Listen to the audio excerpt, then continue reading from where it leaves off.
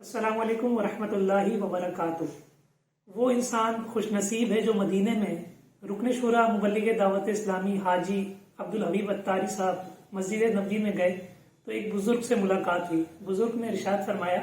کہ تمہیں پتہ ہے تم کہاں پہ ہو؟ پھر بڑے ایمان افروز کلمات انہوں نے ارشاد فرمائے۔ وہ کہنے لگے کہ اگر 1400 سال قبل یا پہلے ادھر آتے تو صحابی ہوتے۔ یہ بڑا دلچسپ اور ایمان افروز جملہ ہے جو 1400 سال پہلے 1450 سال پہلے صحابہ کرام ہوا کرتے تھے، نبی کریم صلی اللہ تعالی وسلم کی زیارت کیا کرتے تھے۔ جو مدینے میں ہے وہ بہت زیادہ خوش نصیب ہے۔ آج انشاءاللہ ہم 40 حدیثوں میں سے تیسری حدیث اور اس کے علاوہ ایک صحابی رسول رضی اللہ تعالیٰ عنہ کے فضائل بھی سنیں گے۔ ویڈیو کو آپ نے آخر تک دیکھنا ہے، علم دین سیکھنے کی نیت سے اور نیکی کی دعوت عام کرنے کی نیت سے اس کو شیئر بھی کرنا ہے۔ حضرت ابن عمر یعنی عبداللہ بن عمر رضی اللہ تعالی عنہما سے روایت ہے کہ نبی کریم رؤوف الرحیم رحمت للعالمین جناب خاتم النبیین صلی اللہ تعالی علیہ وآلہ وسلم کی حدیث پاک ہے۔ نبی پاک صلی اللہ تعالی علیہ وسلم نے ارشاد فرمایا کہ من زار قبری وجبت لہو شفاعتی، یعنی جس نے میری قبر انور کی زیارت کی میں اس کی شفاعت فرماؤں گا، میری شفاعت اس کے لیے واجب یا لازم ہو جائے گی۔ اللہ تبارک و تعالی قرآن پاک میں پارہ 5 سورہ نساء میں ارشاد فرماتا ہے، ترجمے کا مضمون ہے، اور جب وہ اپنی جانوں پر ظلم کرے اور اے محبوب تمہارے حضور حاضر ہو جائیں اور اپنے گناہوں سے مغفرت طلب کریں اور رسول ان کی سفارش کریں، شفاعت کریں، تو وہ اللہ کو توبہ قبول وہ ضرور اللہ کو توبہ قبول کرنے والا مہربان پائیں گے۔ یہ کتنی زبردست بات ہے۔ اس سے یہ بھی پتہ چلتا ہے کہ بارگاہ الہی میں نبی کریم صلی اللہ تعالی علیہ وسلم آمینہ کے لال کا اتنا بڑا مقام ہے کہ ان کا اگر وسیلہ پیش کیا جائے،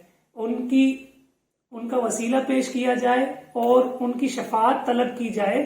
تو الحمدللہ بگڑی بن جاتی ہے، کام بن جاتے ہیں، گناہ معاف ہو جاتے ہیں۔ ایک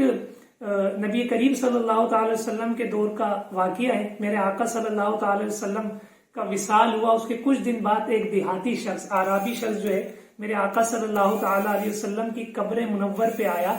اور قبر منور کی جو مٹی تھی خاک شفا وہ اپنے سر پہ ڈالنے لگا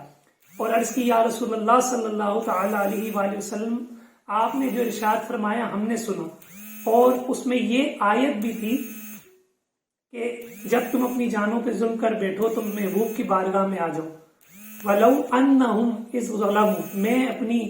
جان پر ظلم کر بیٹھا ہوں اور آپ کی بارگاہ میں آ گیا ہوں اپنی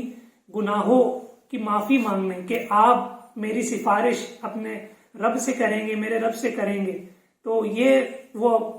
اپنی سفارش حضور کی بارگاہ میں اپنی عرضی پیش کر رہا تھا تو قبر منور سے آواز آئی کہ تیری بخشش کر دی گئی ہے۔ فریاد امتی جو کرے حال زار میں، ممکن نہیں کہ خیر بشر کو خبر نہ ہو۔ یہ تو حضور صلی اللہ تعالی وسلم کے امتیوں کا یہ عالم ہے کہ وہ نبی کریم صلی اللہ علیہ وآلہ وسلم کہ روزے کی زیارت کرے، قبر کی زیارت کرے تو میرے آقا صلی اللہ تعالی علیہ وسلم اس کی شفاعت فرمائیں گے۔ یعنی حضور خود فرما رہے ہیں جیسے کہ یعنی شفاعت واجب ہو جائے گی، لازم ہو جائے گی جو میرے قبر انور کی زیارت کرے گا۔ تو جس شخصیت کو، جس صحابی رسول کو میرے آقا صلی اللہ تعالی علیہ وآلہ وسلم نے اپنے پہلو میں سلایا ہوا ہے، میری مراد وہ شخصیت ہیں جن کا نام عبداللہ ہے، جن کی کنیت ابو بکر ہے، جن کا نسب قریشی ہے، جن کا لقب صدیق و عتیق ہے، جن کی پیدائش مکہ مکرمہ میں ہوئی، جو مسند خلافت پہ 2 سال 7 ماہ رہے، آزاد غلاموں میں سب سے پہلے اسلام قبول کرنے والی شخصیت، جن کو نبی کریم صلی اللہ تعالی علیہ وآلہ وسلم نے جن کے بارے میں یہ ارشاد فرمایا، مستدرک کی روایت کا مضمون ہے کہ میرے آسمان اور زمین پر 2 وزیر ہیں۔ آسمان پر جناب جبرائیل علیہ السلام اور جناب میکائیل علیہ السلام یہ وزیر ہیں، اور زمین پر میرے 2 وزیر جناب سیدنا صدیق اکبر رضی اللہ تعالی عنہ اور جناب فاروق اعظم رضی اللہ تعالی عنہ ہیں۔ میرے آقا صلی اللہ تعالی وسلم جن کے بارے میں یہ فرمائے کہ میرے صدیق اکبر جو ہیں، میں نے سب کا بدلہ اس دنیا میں دے دیا، لیکن سوائے صدیق اکبر رضی اللہ تعالیٰ عنہ کا بدلہ میں نہیں دے پایا، ان کا بدلہ میں قیامت کے روز دوں گا۔ تو یہ حضرت ابوبکر صدیق رضی اللہ تعالیٰ عنہ ہیں۔ جب ان کا انتقال ہوا 22 جمادی الثانی 22 جمادی الاخری منگل کی شب تھی، جنازہ پڑھانے والے فاروق اعظم رضی اللہ تعالیٰ عنہ ہیں، اور نبی کریم صلی اللہ تعالیٰ علیہ وآلہ وسلم کے پہلو میں آرام فرما ہے۔ ایک شاعر فرماتے ہیں نا کہ اسی لیے تو سلایا ہے اپنے پہلو میں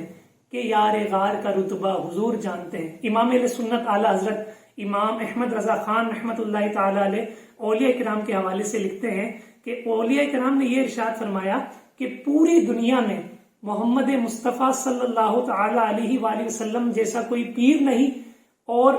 صدیق اکبر حضرت ابوبکر صدیق رضی اللہ تعالی عنہ جیسا کوئی مرید نہیں۔ اللہ کریم ہمیں فیضان حدیث سے اور فیضان صدیق اکبر سے مالا مال ہونے کی توفیق عطا فرمائے۔